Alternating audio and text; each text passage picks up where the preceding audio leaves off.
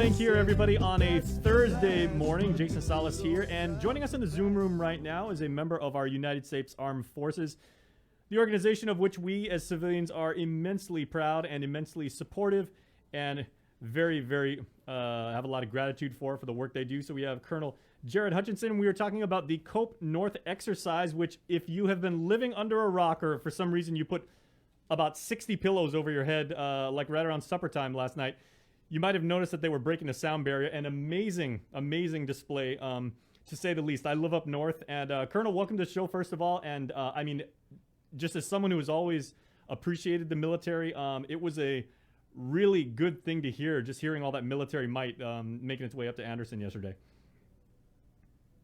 Jason, thanks for the intro, and thank you for the opportunity to speak with you this morning.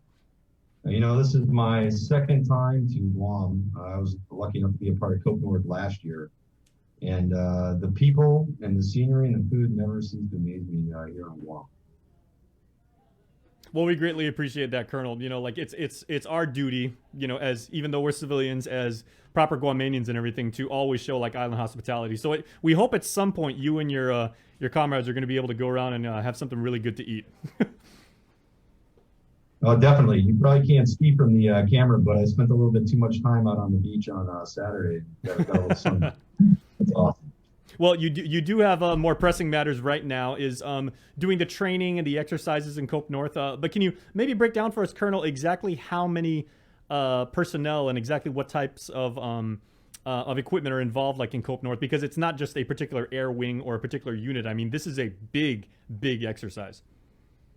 Sure. Yeah, it's my pleasure. So I'll give you a little background on this exercise. It's a little over 4 decades old, and it started as a partnership between the Air Forces and the United States Air Force and the Japan Air Self-Defense Force. And over the years, it's evolved into an exercise that moved to Anderson on Guam about 21 years ago. And since then, we've been meeting annually to exercise. And then in 2010, we invited the Royal Australian Air Force to participate. And now, for the last 11 years, it's been a trilateral exercise. And it's grown in complexity and size each and every year. Mm-hmm. And basically the purpose of what we're trying to do with this exercise is to, you know, validate and improve our readiness and our tactics, techniques, and procedures through our interoperability. And we do that through a couple different mission sets. The first one is through humanitarian assistance and disaster relief. And then we focus on the more traditional air-to-air combat roles and the combat Air Force, large force deployment exercises. This specific year, we have a little bit over 2,300 participants from about 25 units and about 90 aircraft that have shown up, and all come together for about 2.5 to 3 weeks at Anderson to train. Mm-hmm. Those people have come from the continental United States, from Alaska, from Hawaii, from multiple different portions of Japan, and as well as from Australia. Mm-hmm. Now, Colonel, even though when all of the participants, you know, they literally take to the skies, and I mean, it's not just, you know, the pilot and the co-pilot. I mean, it's the grounds crew, it's the crew chief, and everybody who maintains, you know, the equipment and the everybody who's involved in all these missions.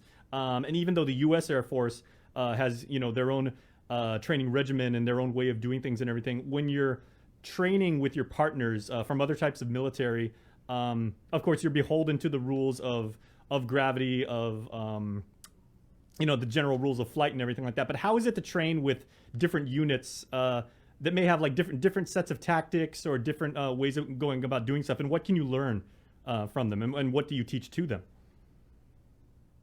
Well, training in the trilateral environment is very beneficial for our air forces and for our partners and allies air forces. We like to think that we all know the most in our own service, but that simply isn't true. And when we come together as 3 nations, there's a synergy that really comes about. And each nation brings unique capabilities to this exercise. And for example, the Royal Australian Air Force and the Japan Air Self-Defense Force have both brought airborne warning and control systems that are very advanced to this exercise, as well as air-to-air refueling assets that have helped us out a lot. And the JASDAF even brought, or the Japan Air Self-Defense Force even brought a cargo aircraft that we've used extensively in the humanitarian assistance and disaster relief mission sets. Mm-hmm. So we all bring unique capabilities, and when we come together, we're much stronger. Mm-hmm. Colonel, what is the motivation level right now of all the troops and going through these things? You know, given the very, very weird situations that that we exist in, and I know, you know, in the military, of course, you know, you guys, you know, take safety and precautions and health preparations to a completely different level and everything like that. But how do you actually get your airmen to remain focused on the mission and to just stay motivated? Well, I'll be honest with you, Jason. It's not difficult to motivate our airmen. So, I mean, there's the obvious factors about the fact that we're in one of the most beautiful places in the world, and a lot of us are coming from sub-zero temperatures and snowy climates. So that alone is enough to get our airmen excited. But I mean, our airmen want to do the mission, and this is as close to doing the mission as we ever get. It's the premier training exercise that my wing and my group is going to focus on this year, as well as many of the other groups that are participating. And so when they get the opportunity to go out and showcase in such a large and premier environment what they're trained to do and how good they are at it, that is motivation in itself. Mm. And I know as a civilian, like I said, like yesterday, I was waiting for a food order that I had coming and everything like that, and you just heard, you know, wave after wave of these fighter jets coming over, and then earlier in the day you heard bombers, and I mean, it's such an amazing sight to see that kind of level of equipment and training and readiness and everything of people that have volunteered in the military service to have our backs and let us know that as civilians, you know, we've got people watching over us. So what does it mean to you to be able to do this kind of training and, you know, to stay ready and to stay on the edge and be basically the very best of the best?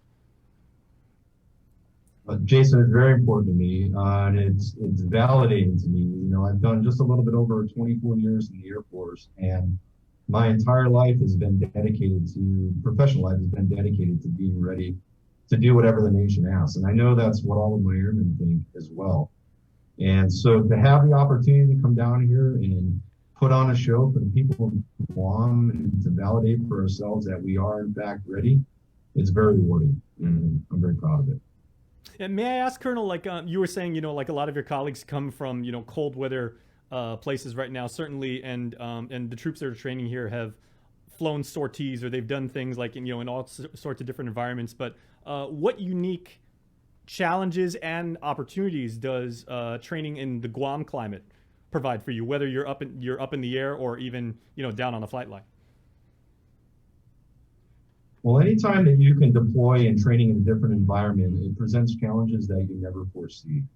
Outside of the obvious things about the humidity and the temperature, which it does take not only the people but the equipment time to adjust for, it is immensely beneficial to be able to train on airfields at different locations, like in Palau or at Northwest Field here on Anderson Air Force Base. Anytime you can put a new or unfamiliar environment in the face of our airmen, they immediately adapt and learn. And that is the biggest benefit of coming to Anderson and to Guam, is the different environments that we get to exercise it. Well, Colonel, we do appreciate, you know, as you said, the commitment that you have made for the full term of your professional career. And thank you for your service and what you do in defending not only our island and our nation. I just wanted to say, you know, like you said, you've got a very international group of troops that are training right now and conducting those exercises. But, you know, we have a really international audience here at KUM. So I just wanted to say, you know, if you'd like to give any shout out or say hello or send your love to any friends or family that you've got all over the world, we'd love to give you this opportunity, sir. I'd just like to take this opportunity to thank the international partners that have dedicated the last year of their life to planning this exercise and for committing to it. This is the largest exercise that's been put on in the COVID environment throughout the world to this point. And it's not lost on me the sacrifices that have been made for people to do this. So thank you to the men and women of the Japan Air Self-Defense Force, as well as the Royal Australian Air Force and the United States Air Force for everything that they've done for this exercise and will continue to do in years to come. You want to send a special shout out to anybody? May I ask, Colonel, where do you originally hail from? So I call Minnesota home. All right. But right now I live in northern Japan. Okay. You're a big Vikings fan, sir? Yeah, that's difficult to be a Vikings fan, but yeah, I'll admit that. They got a pretty good team. I mean, hopefully they're gonna do some things. Hopefully in the next few seasons. So we wish your home state Vikings the best of luck. So anybody back home you'd like to say hi or hello to? I just like to say hello to my wife and kids in northern Japan, as well as my mother and brothers and sisters in Michigan.